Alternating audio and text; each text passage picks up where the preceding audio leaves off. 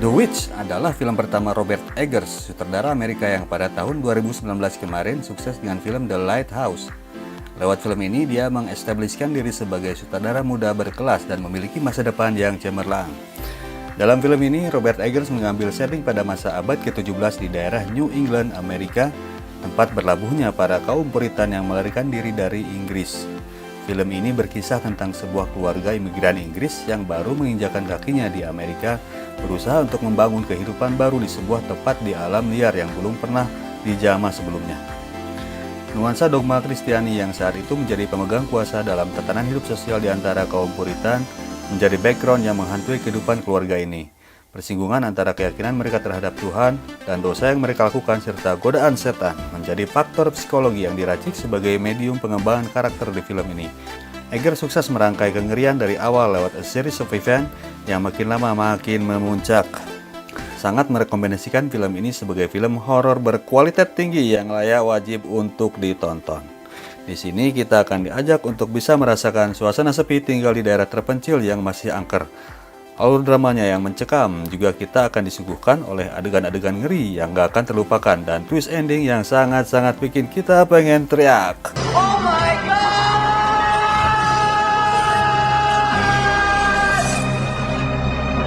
Itu thumbs up buat Robert Eggers dan seluruh jajaran korps pemainnya yang tampil total memainkan perannya. Oke, kita masuk ke segmen cerita ya. Say what?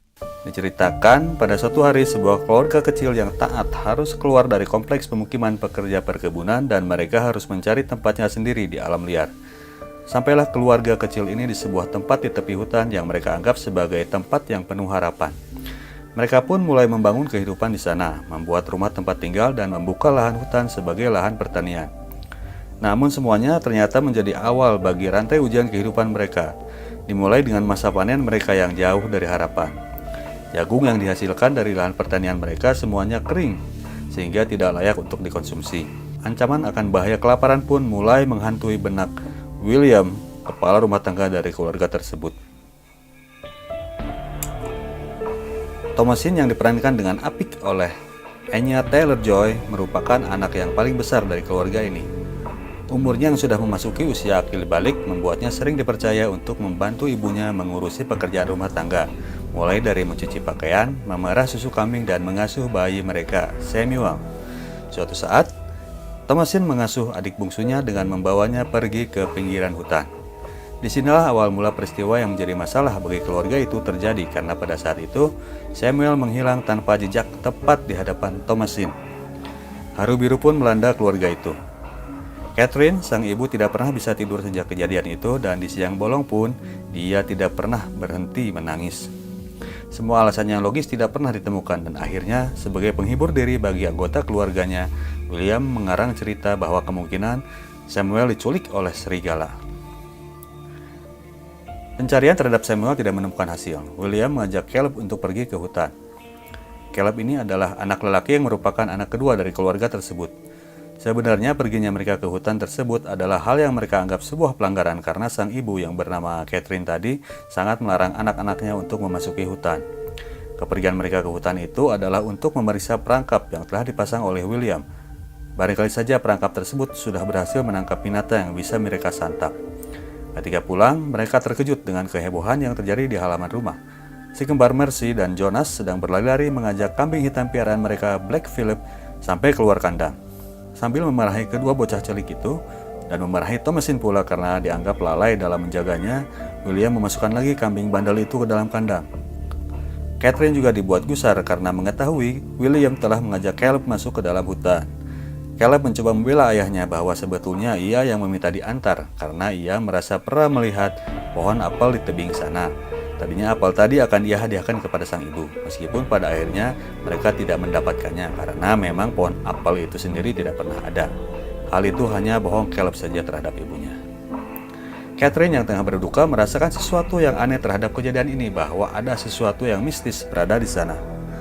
Sesuatu yang aneh terjadi pula karena piala perak peninggalan ayahnya menghilang begitu saja dan dia menaruh semua kecurigaannya terhadap Thomasin. Thomasin tentunya mengelak karena memang dia tidak pernah sedikit pun menyentuh barang berharga tersebut. Lewat percakapan yang private bersama suaminya di kamar tidur, diputuskan bahwa mereka akan membawa Thomasin ke kompleks perkebunan dan menukarkannya dengan bahan kebutuhan makanan karena mereka sendiri diambang kelaparan akibat panen mereka yang gagal total tadi.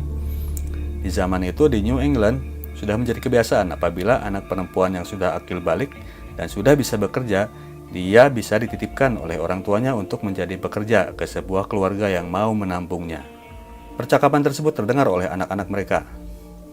Caleb, adik lelaki Thomasin, berusaha untuk mencegah kejadian tersebut dengan bersegera pergi ke hutan. Dia hendak mengambil hewan tangkapan pada perangkap yang telah dia pasang bersama ayahnya tadi. Dengan demikian, diharapkan bahwa ayahnya tidak perlu lagi membawa Thomasin ke perkebunan untuk ditukar dengan makanan.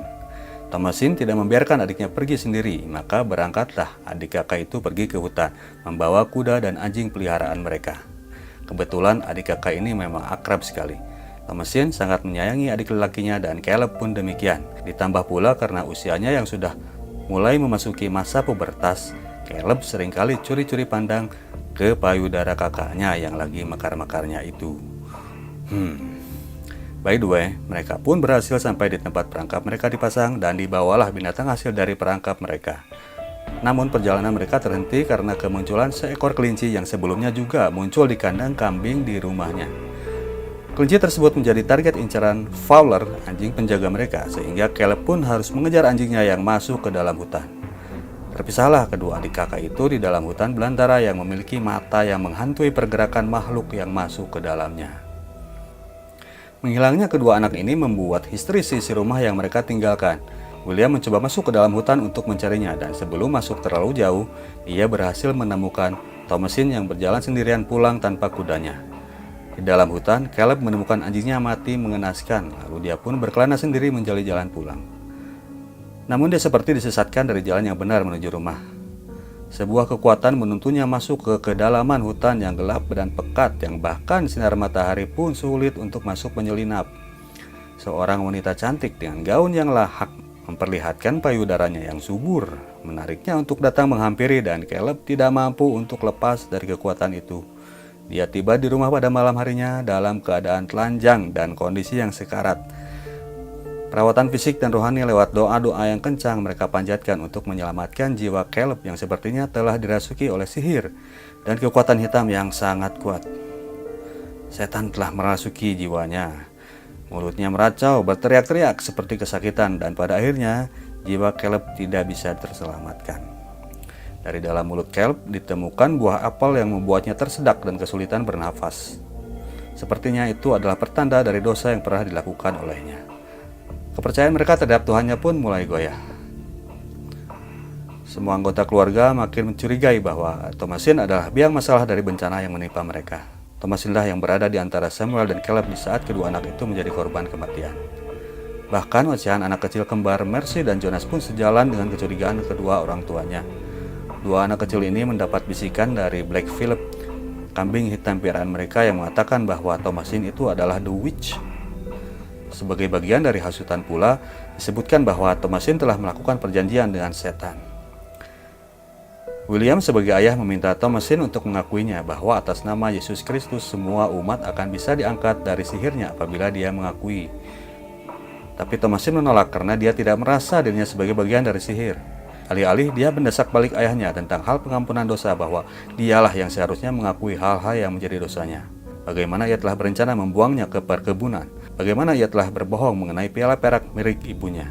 Thomasin memberikan keterangan yang menohok pula bahwa The Witch sesungguhnya adalah si kembar yang sering ia lihat berbisik-bisik dan ngoceh dengan Black Phillip, yang menurut Thomasin, si kambing hitam tersebut adalah perwujudan dari Lucifer.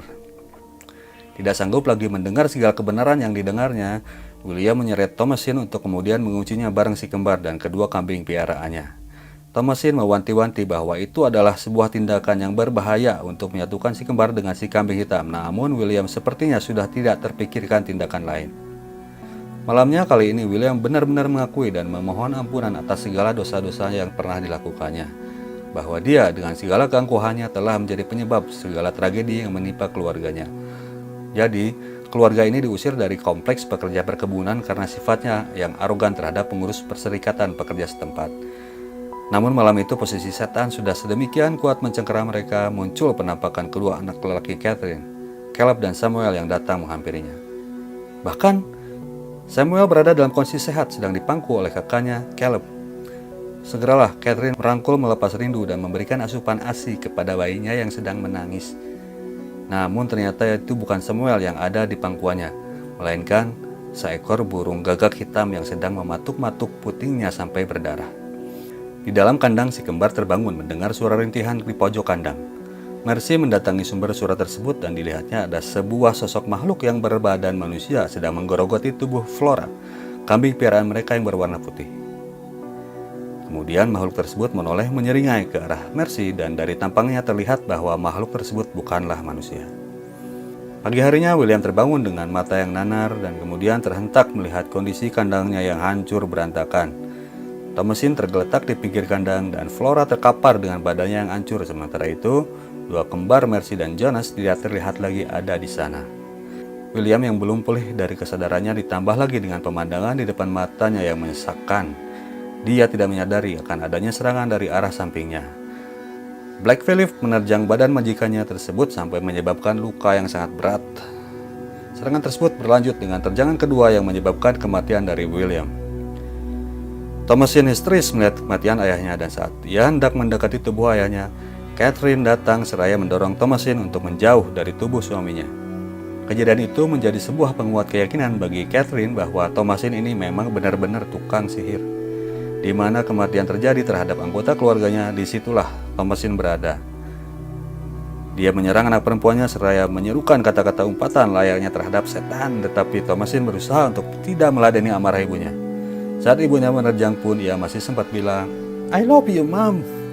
Namun rasa marah Catherine sudah tidak bisa dibendung lagi, dan akhirnya Thomasin terpaksa harus menusuknya agar ibunya itu berhenti mencekik untuk membunuhnya. Habislah sudah semua anggota keluarga tersebut menyisakan Thomasin sendiri tanpa opsi yang jelas akan hidup dan masa depannya. Dia merasa sudah memanjatkan semua doa agar keluarganya terlepas dari bencana karena memang di antara semua anggota keluarga itu, Thomasinlah yang paling taat dan rajin berdoa. Di saat itulah setan muncul dan menawarkan sebuah perjanjian.